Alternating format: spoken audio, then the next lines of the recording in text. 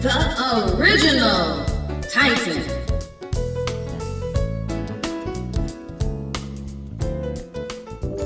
Peace, family. I'm coming on for a really quick message about how we ought to be enlightened on the path of science and learning at this point. Doesn't matter what religion you started off on. Religion is a launching pad, but not a place where we're supposed to stay without learning and growing even further. Don't be a dumbass. I remember growing up, my mom used to always put education as the main thing of the family. If we had a question about anything, she had books, she brought us encyclopedias. There were things that we knew how to go and research, and that's what she encouraged. If we went to ask her a question and she knew that the answer was within those books that she purchased for us, or that we should have known it, she would get angry, and she would say, "Don't be a dumbass." It's frustrating when you know someone should go further and they're not, for whatever reason. It could be from laziness, it could be from not having the proper resources, it could be for a myriad of things. But the point of the matter is this: not knowing something is not a sin, but it is a sin not to learn it. The knowledge book states, and I quote, "For our friends whose religious knowledge is more than their scientific knowledge will do nothing but repeat that religious message over and over again," unquote. Where's the evolution in that? You're like in a box. You don't go any further. That reminds me of the parable of the talents that you can find in Matthew 25:14-30. The Lord of the house gave his servants talents. There were some that went and multiplied. There were others that didn't multiply as much as they probably could have, but they did do something with the seed money. And then there were those who didn't do anything. They just kept it. They buried it.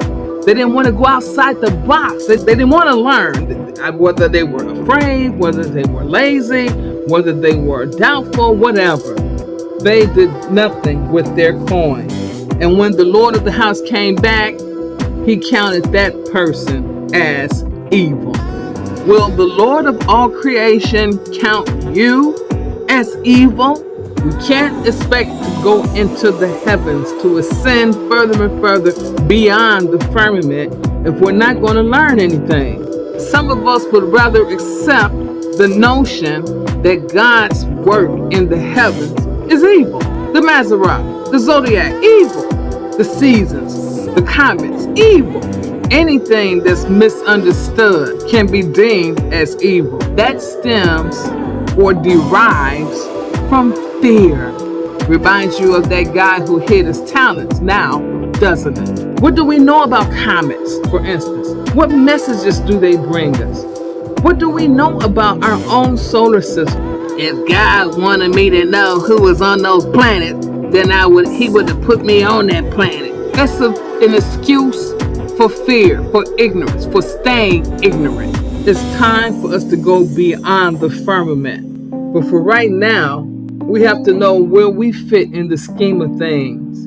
In the book, The Uninscribed by Stephanie South, she says, and I quote, "When the third dimensional self resides exclusively in the unconscious, it merely identifies with the body and the sensory experience. This is the self that we are seeking to transcend, the self that repeats the same stories and programs over and over," unquote. The calendar does that, doesn't it? The same holidays over and over, the same programs, same stuff.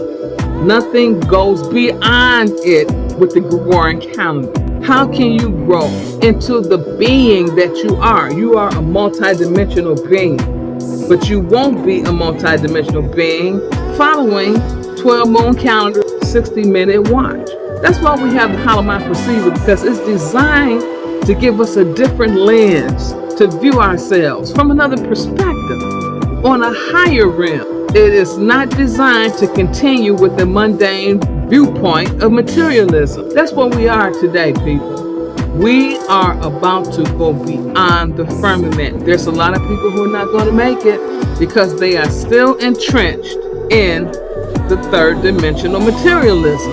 No one's asking us to be dumb except the church. They want you to not ask any questions. Just have faith. Just believe. Don't go beyond.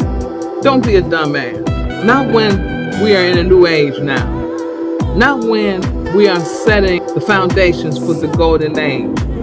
Not when we're receiving uploads from the cosmic rays. Not when we see the dynamics of the third dimension imploding on itself and we see it passing away before our eyes. It doesn't mean that we won't have to make up our minds to say, give me liberty or give me death. But it does mean we can finish our mission for what we came to the planet for. You came here to do something, to do a great work. Don't be a dumbass. Peace to the gods.